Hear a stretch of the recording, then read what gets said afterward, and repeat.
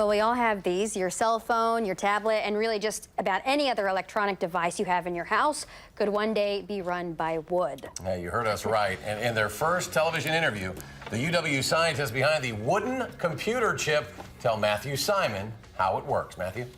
Eric, Michelle, think about how often many of us go through one of these. New cell phone right here. Inside of them and pretty much any other electronic device, as you saw, sits an environmental enemy, a chemical-filled computer chip.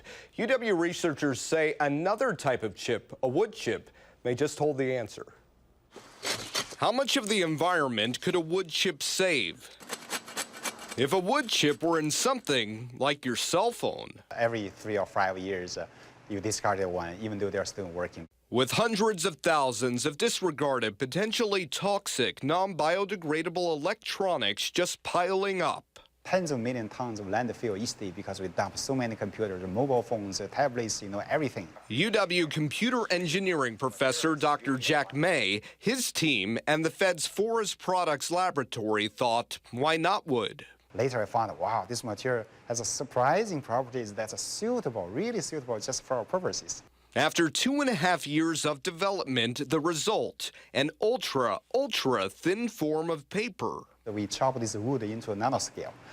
It's so tiny amount of this one. A wood-based, mostly biodegradable support layer surrounding every one of these computer chips. The amount of toxic material, it's below the Environmental Protection Agency's standard. So we can actually drink water with this amount of toxic material inside the water. Their study, now in the Nature Communications Journal, says these chips are safe enough that if you threw them in the forest, fungus would simply degrade them. Everything works as good as before. But unlike before, now these researchers feel chucked wood in your favorite electronic could end up saving the environment. And the research team leader says one piece of paper could apparently produce hundreds of thousands of chips.